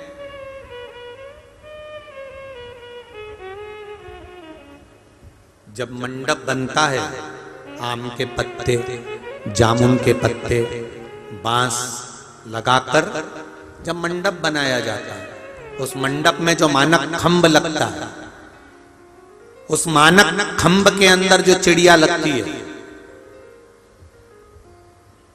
दुनिया के लोगों को लगता है कि वो चिड़िया लगी है, पर उस मानक खंभ के अंदर हमारे पूर्वज जिस कौवे पर बैठकर आर्यमा स्वामी के साथ आते थे, उस आर्यमा स्वामी का प्रतीक है वो मानक खंभ। इसलिए आज भी विवाह में मंडप होता है तो सबसे पहले पूर्वजों के नाम की ही, वहां पितरों के नाम की ही धूप का स्मरण होता है। अब यहाँ पर होता है कि नहीं होता वो नहीं मालूम, पर हमारे यहाँ आज भी उधर मालवा क्षेत्र में जब मंडप होता है तो मंडप में धूप दिलाई जाती है या मंडप की पूजन होती है, तो पूर्वजों के नाम से, पितरों के नाम से पत्थर रखकर, लिया रखकर उसकी पूजन कर कर फिर स्मरण करा जाता है पूर्वजों का, पितरों का। केवल पितर 16 श्राद्ध में ही नहीं पूजे जाते, जहां शादी का मंडप होगा वहां पूर्वजों का स्थान होगा, वहां पूर्वजों का स्थान। अरे मां कौए को श्राप दे दिया। सबसे सुंदर लोक है पितृलोक, बहुत सुंदर। पितर कभी भी उस पितृलोक से जाना नहीं चाहता। भगवान विष्णु बैकुंठ धाम में सबसे कम रहते हैं और सबसे ज्यादा भगवान विष्णु पितृलोक में रहते हैं। तुम्हारे जैसे ही हैं भगवान नारायण भी, कम है क्या? आपके रिश्तेदार अगर मिलने के लिए आए तो आप घर पे मिलोगे कि दुकान पे मिलोगे? अरे बोलो तो जम के। वो तो पत्नी फोन लगा के बोलेगी कि काका जी आए हैं, तब तुम दुकान छोड़ के आओगे। एक बार किसी भक्त ने भगवान से कहा कि मैं तो मरने के बाद बैकुंठ जाना चाहता हूं। भगवान विष्णु ने कहा क्या करेगा बैकुंठ में आकर? कि लो प्रभु, हम तो आपके चक्कर में बैकुंठ आ रहे हैं और आप कह रहे हो कि बैकुंठ आकर क्या करोगे? दुनिया के लोग कहते हैं हमें बैकुंठ जाना है, हमें बैकुंठ जाना है, हमें बैकुंठ जाना है, पर भगवान सूरदास जी अपने पद में लिखते हैं कहा करऊं मैं बैकुंठ के जा। मुझे बैकुंठ नहीं जाना, मैं बैकुंठ जाके क्या करूंगा? तो किसी ने पूछा बैकुंठ क्यों नहीं जाना चाहते? सूरदास जी लिखते हैं बैकुंठ में जाकर मुझे करना क्या है, क्योंकि अगर मैं बैकुंठ जाऊंगा तो वहां पर एसी का रूम मिलेगा, डनलप के गद्दे मिलेंगे, सोना चांदी के कटोरे मिलेंगे, खाने के लिए 56 भोग मिलेगा, सब कुछ मिलेगा। लक्ष्मी जी भी बैकुंठ में मिलेगी, पर जिसके चक्कर में मैं बैकुंठ जा रहा हूं वो मुझे नहीं मिलेगा। सब कुछ मिल सकता, भगवान विष्णु बैकुंठ में नहीं मिलेंगे। किसी ने पूछा भगवान विष्णु से आप बैकुंठ में नहीं रहते? भगवान बोले नहीं नहीं नहीं, मैं बैकुंठ में नहीं रहता, बस रात्रि को सोने आता हूं, बाकी के समय कहां रहते हो? तो कहा मैं पितृलोक में रहता हूं। पितृलोक में क्यों? तो भगवान विष्णु कहते हैं जब संसार के मनुष्य, पृथ्वी पर रहने वाला मानव जब भगवान की कथा सुनता है तो मैं जो कथा सुनने के लिए पंडाल में जाकर बैठता है, भगवान विष्णु कहते हैं उनके घर के पितरों के कंधे पर मैं हाथ रखकर कथा सुनता हूं, इसलिए मैं पितृलोक में रहता हूं। बहुत भाग्यशाली हो आप सब, आपके घर के पितरों के कंधे पर भगवान विष्णु का हाथ। 1 बजे कथा चालू होती है और 4 बजे तक चलती है।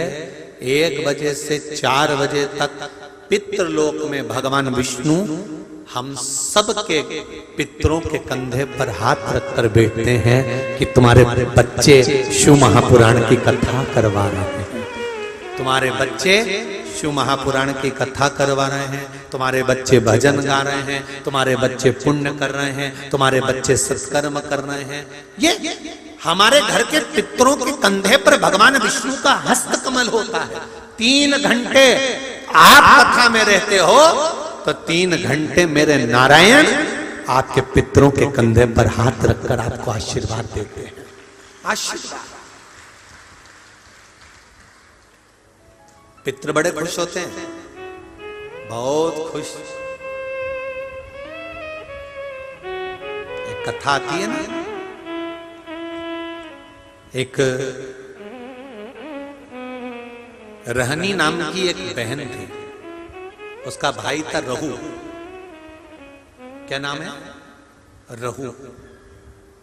इस कथा को सुनना, कहते हैं श्राद्ध पक्ष में ये कथा अगर सुन ली जाती है तो ब्राह्मण घर से अगर भूखा गया हो या दूसरी जगह से भोजन कर दूसरे घर में भोजन करने आए हो और हमारे पितर तृप्त नहीं होते हो, तो रहू और रहनी की कथा हमारे पितरों को जब सुनाई जाती है तो हमारे पितर संतुष्ट होकर आशीर्वाद प्रदान करते हैं। ये वो रहनी और रहू की कथा।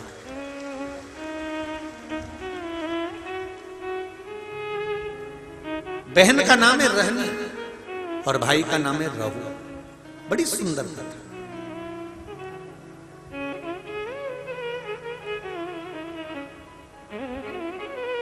भाई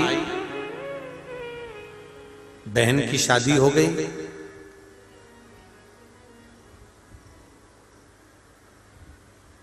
किसी कारणवश रहनी का पति चले गए, समाप्त हो गए, पर रहनी शिव भक्ति से दूर नहीं है। रहनी शंकर जी की आराधना में डूबी रहती, शिव भक्ति में डूबी रहती, और होना चाहिए। महाराज शिव भक्ति का स्मरण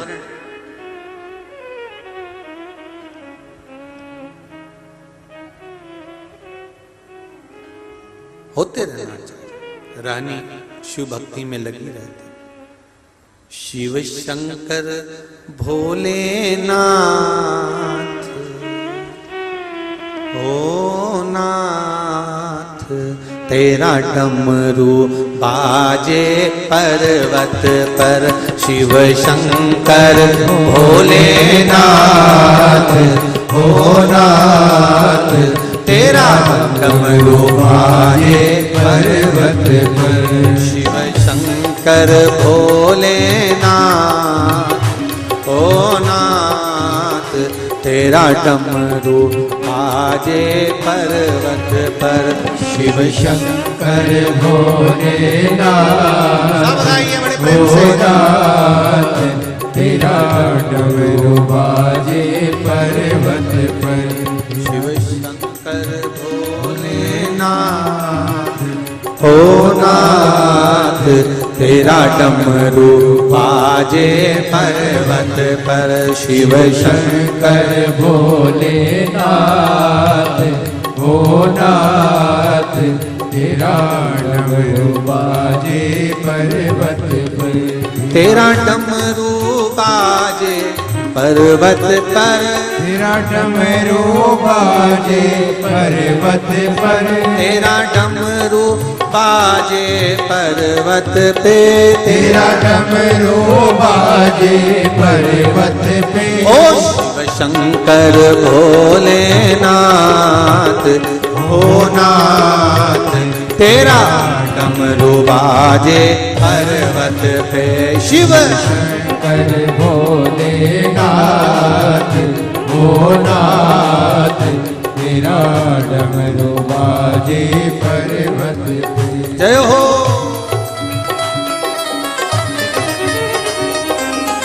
हरि बोल।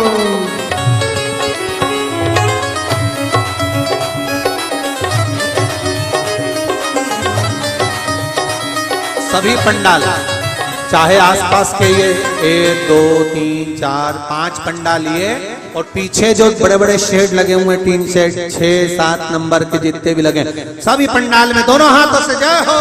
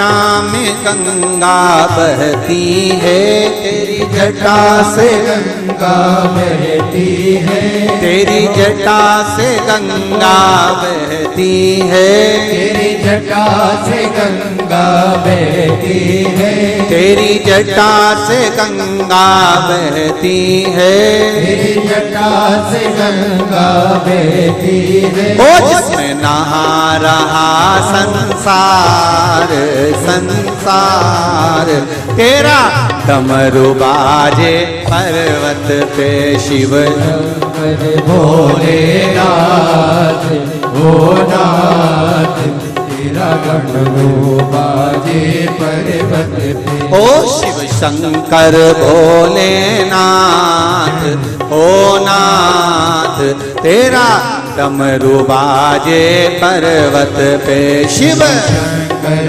भोलेनाथ ओ नाथ, तेरा डमरू बाजे पर्वत पे।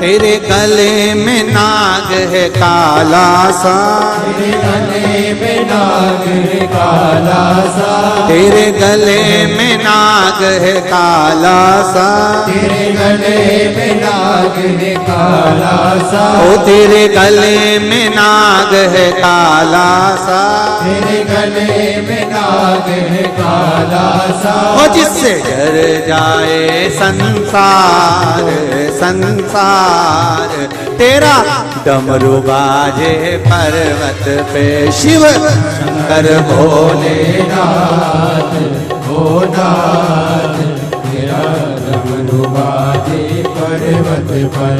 तेरा शंकर भोलेनाथ ओ नाथ, तेरा डमरू बाजे पर्वत पे शिव शंकर भोलेनाथ ओ नाथ, तेरा डमरू बाजे पर्वत पर। तेरा डमरू बाजे पर्वत पे, तेरा डमरू बाजे पर्वत पे, तेरा डमरू बाजे पर्वत पे, तेरा डमरू बाजे पर्वत पे। ओ शिव शंकर भोलेनाथ ओ नाथ, तेरा डमरू बाजे पर्वत पे शिव शंकर भोलेनाथ ओ नाथ, तेरा डमरू बाजे पर्वत पे। जय हो।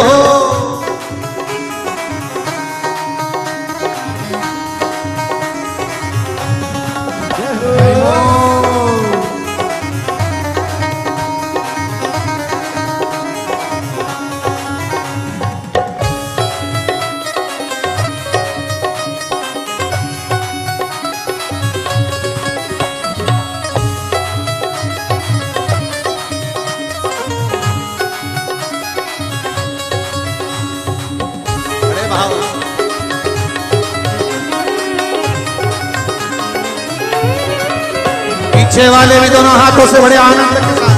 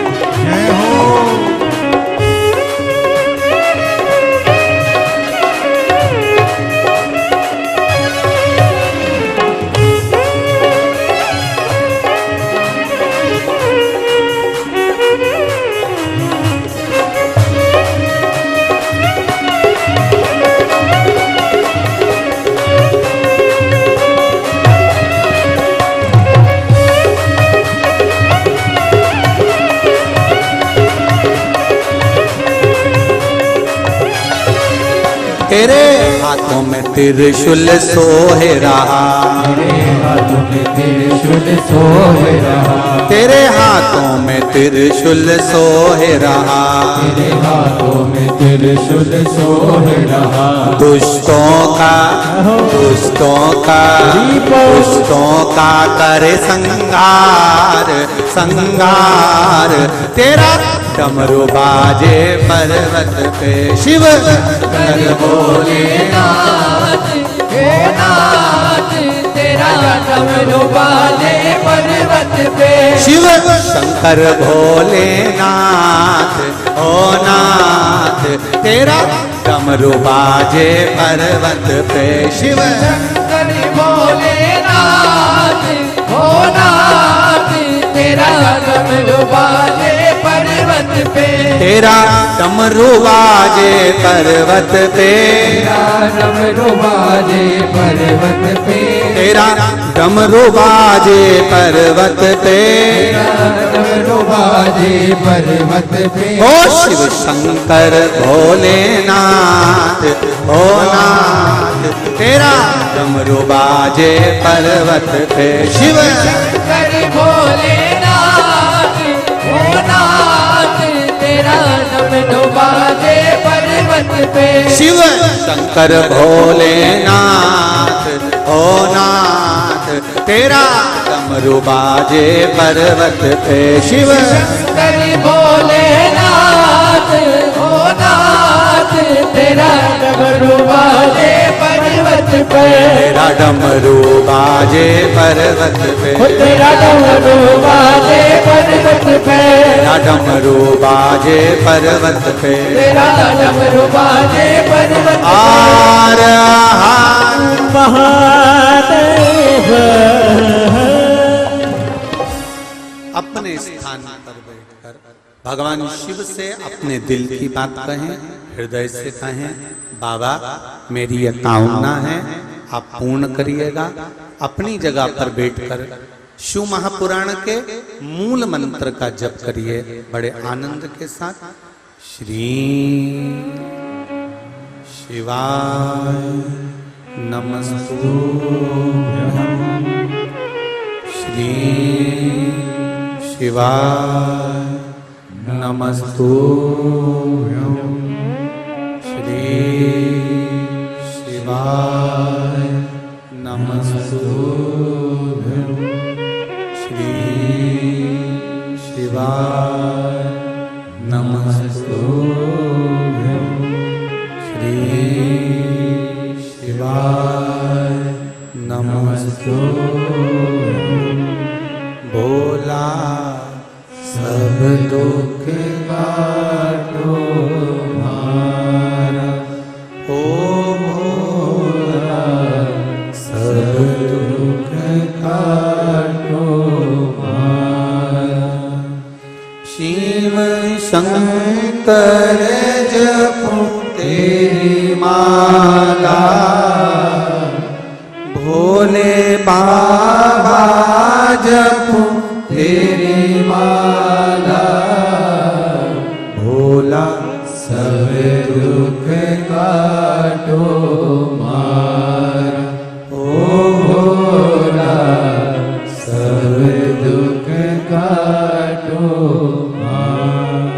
महाराज, एक रहनी नाम की बहन है और भाई का नाम था रहू। संपूर्ण आस्था चैनल के श्रोता, फेसबुक यूट्यूब के श्रोता और इस अशोक नगर के सभी श्रोता दिल से सुनिएगा। इस कथा को श्राद्ध पक्ष में अवश्य सुनना चाहिए। रहनी जिसका पति नहीं है, घर में 2 बच्चे हैं, छोटे हैं, बहुत छोटे, और ये रहनी और रहू ये दोनों बहन भाई हैं। रहनी के माता पिता भी नहीं है, सास ससुर भी नहीं है, पति भी नहीं है, केवल घर में 2 बच्चे हैं। लकड़ी संविदा तोड़ कर लाती है और उसको बेचकर देकर थोड़ा सा चना इकट्ठा कर कर अपने बच्चों का पेट भर लेती है। भाई रहू जिसकी धर्म पत्नी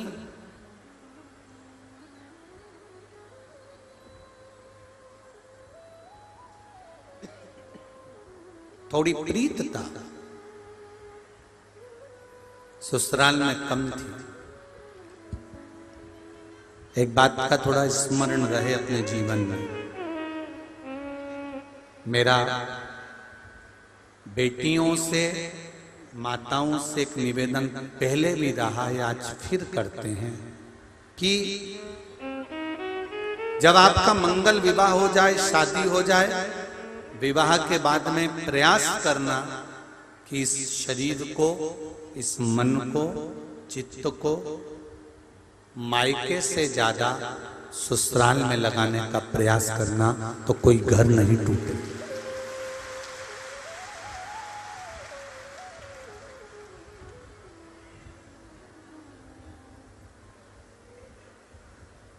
इस शरीर को थोड़ा और मन को, चित्त को थोड़ा सा मायके से ज्यादा घर में लगाने का, ससुराल में लगाने का प्रयास करें।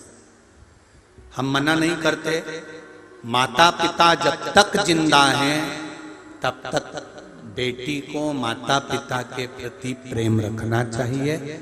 ऐसा नहीं है कि प्रेम खत्म करें, प्रेम पूर्ण रहे, पर आपका समर्पण ससुराल के प्रति ज्यादा।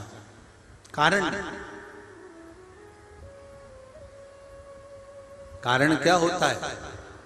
आप मायके में 1 रुपया भी मत भेजिए, पर आप मायके से ज्यादा प्रीति रखेंगे तो एक ना एक बार सास ससुर देवर जेठ कुटुंब कबीले के मुख से निकल जाएगा, सब यही भर रही होगी ले जाकर।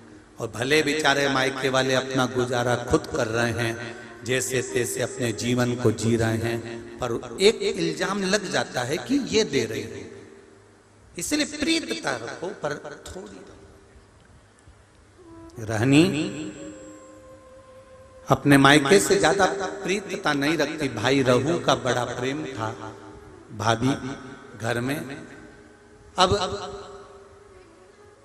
श्राद्ध पक्ष का समय आया। रहू ने अपनी पत्नी से कहा कि पिताजी को गए हुए समय हो गया, माता को गए समय हो गया, दादा दादी को गए समय हो गया, मैं गया का पिंड करने के लिए जा रहा हूं।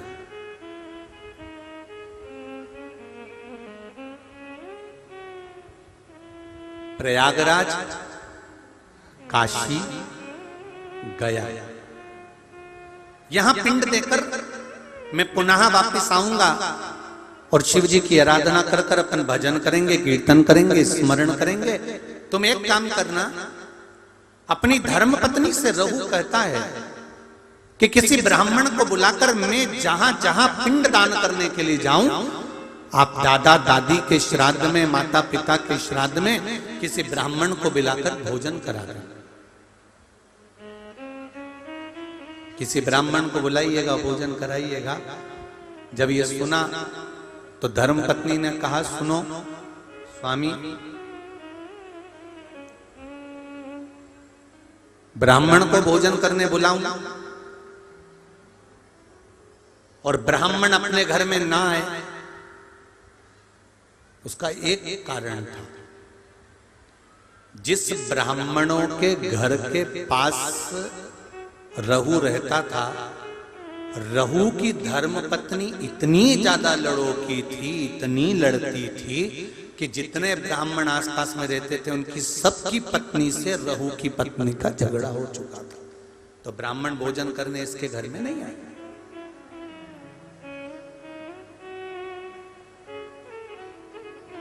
रहू की पत्नी ने कहा मैं ब्राह्मणों को बुलाऊं और वो नहीं आए तो रहू ने जाते जाते कह दिया एक काम करो, मेरी बहन और मेरे भांजा भांजी को भोजन करने के लिए बुला लो।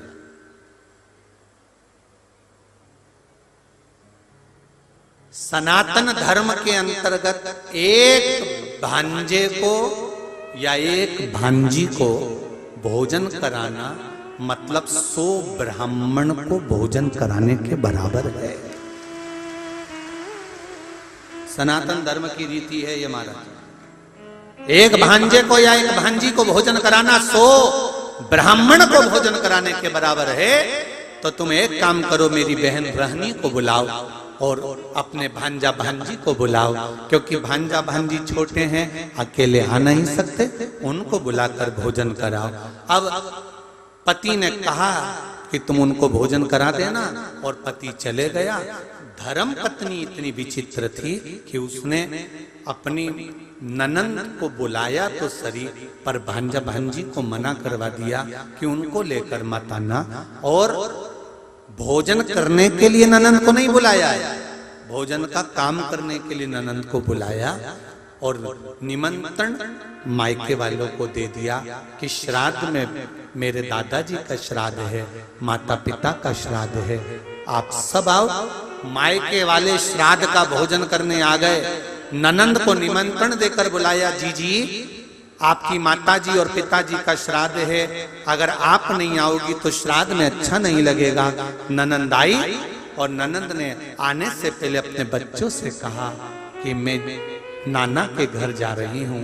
बच्चों की आंख में जल भरा हुआ था। माँ, आप हम दोनों को छोड़कर जा रही हो, हमें भी साथ ले चलो, हम भी चलना चाहते हैं। नहीं, तुम्हारे मामी जी ने केवल मेरा निमंत्रण करा है, मैं जाऊंगी, तुम रुको। मां, 2 दिन से लकड़ी नहीं मिली, जलवृष्टि हो रही थी, लकड़ी नहीं मिल पाई, तू बेच नहीं पाई, 2 दिन से अन्न घर में नहीं आया, हमें भोजन नहीं मिला। मां, आज तू चली जाएगी, फिर भोजन कौन देगा? ये श्राद्ध पक्ष की कथा है।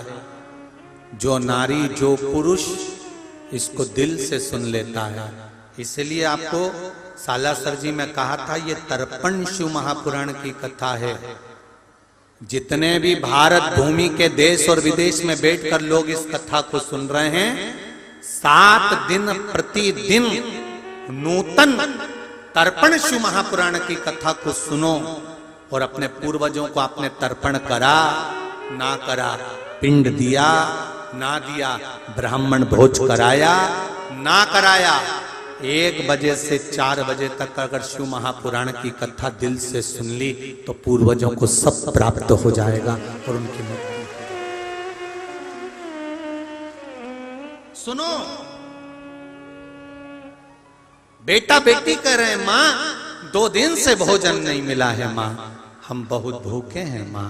मां कहती है तेरे नाना और नानी का श्राद्ध है, मैं जा रही हूं, मैं मामी से कहूंगी कि बच्चे भूखे हैं तो भोजन दे देगी मामी। इसको नहीं मालूम था कि ननंद को केवल काम करने के लिए बुलाया। रहनी गई, घर में पहुंची, बहुत मेला लगा हुआ था मायके का। खुश हो गई रहनी, आज मेरे माता पिता का श्राद्ध हो रहा है और इतने मेहमान आए।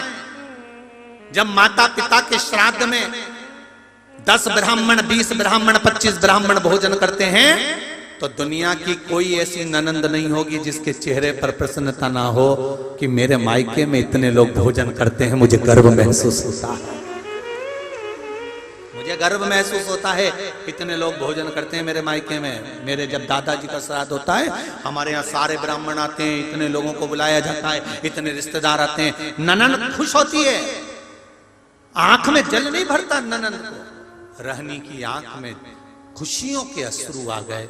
मेरे माता पिता कितने भाग्यशाली हैं। जो जैसा होता है उसके मरने के बाद भोजन भी वैसा ही होता है। जो मरा उसके हृदय में खुशियां रहती है ना कि इसको भी भोजन कराओ, इसको भी भोजन कराओ, इसको भी भोजन कराओ, इसको भी भोजन कराओ।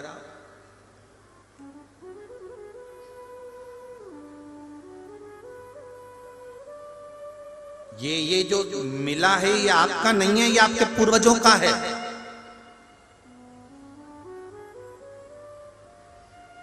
हम आदरणीय सांसद महोदय जी से भी कहे कल कि आप अगर इस क्षेत्र के सांसद बने हैं तो ये आपके पिता की पुण्याई है जिनके बल पर आप बैठे। ये पिता की पुण्याई है। कितना मुश्किल, बड़े से बड़े सूरमा भी इस संसदीय क्षेत्र में आके चले गए थे, पर कहीं उनकी पुण्याई होगी और महादेव की कृपा होगी, राजराजेश्वर की करुणा होगी तो बिठा था। ये उसकी कृपा से रहनी प्रसन्न हो रही है, आनंदित हो रही है। रहनी की आंख में आज खुशियां, अपार खुशी। उस खुशी का कोई बखान नहीं कर सकता। एक ननंद से पूछा जाए, बेटी से पूछा जाए, इतनी माताएं मेरी अशोकनगर की बैठी हैं, पूरे पंडाल जहां जाकर देखो पंडालों में मेरी माताएं और भाई बैठे हुए हैं।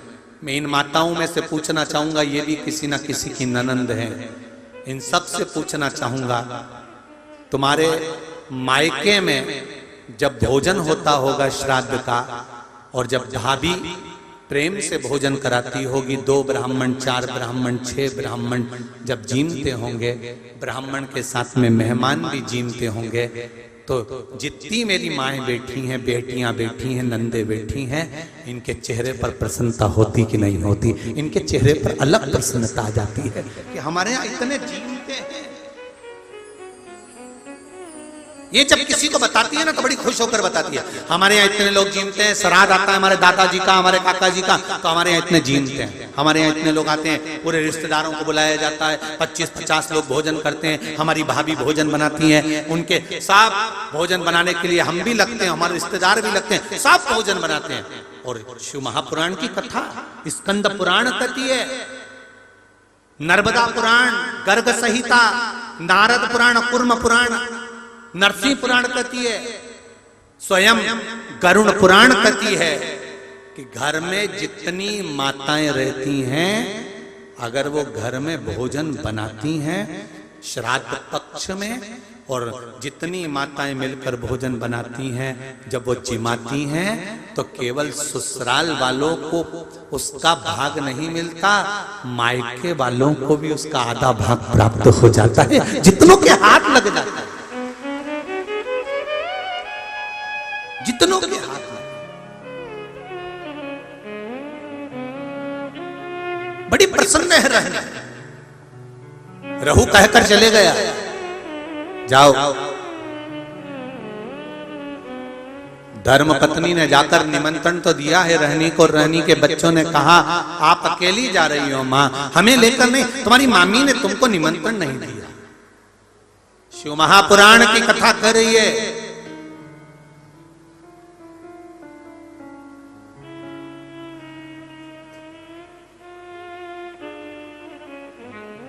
जब गणेश जी महाराज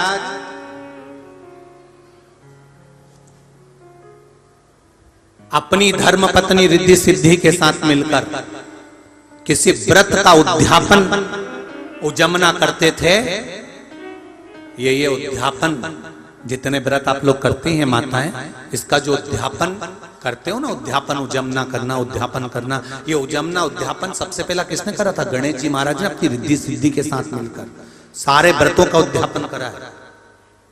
गणेश जी महाराज जब रिद्धि सिद्धि के साथ मिलकर अपने पत्नियों के साथ मिलकर जब उजमना करते थे, उद्यापन करते थे, सबसे पहला निमंत्रण श्री गणेश जी महाराज रिद्धि सिद्धि के साथ जाकर अपनी बहन अशोक सुंदरी को देते थे।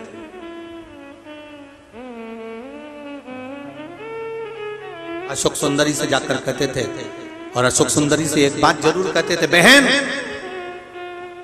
तू आए चाहे ना, पर तेरे बच्चे बेटा और बेटी को भेज देना। अब अशोक सुंदरी के बच्चे कितने थे? 100 तो लड़कियां थी,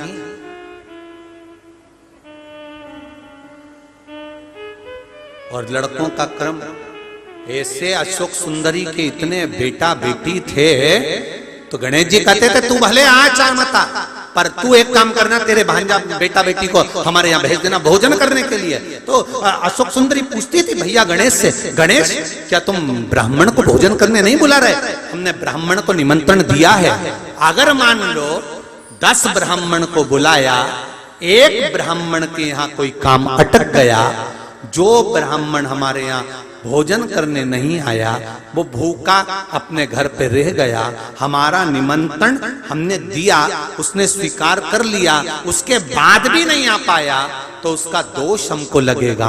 अगर वो भूखा रहेगा तो उस दोष को मिटाने के लिए अगर भांजा भांजी घर में कर लेते हैं तो हजारों ब्राह्मण के भोजन का फल मिल जाता है। गणेश जी महाराज अपनी बहन अशोक सुंदरी के बच्चों को निमंत्रण दे देते थे। आज रहनी और रहू की कथा आदि रह गई है, इसको कल के प्रसंग में लेंगे, क्योंकि एक समय अवधि भी रहती है चैनल की, और अगर आदि कथा हम यहाँ सुना देंगे और आदि पूरे देशवासी रह जाएंगे तो वो ठीक नहीं लगेगा। इसलिए रहनी रहू की कथा जितने लोग श्रवण कर रहे हैं, इनसे निवेदन है अधिक से अधिक संख्या में पहुंचकर तर्पण शिव महापुराण की कथा का आनंद लो।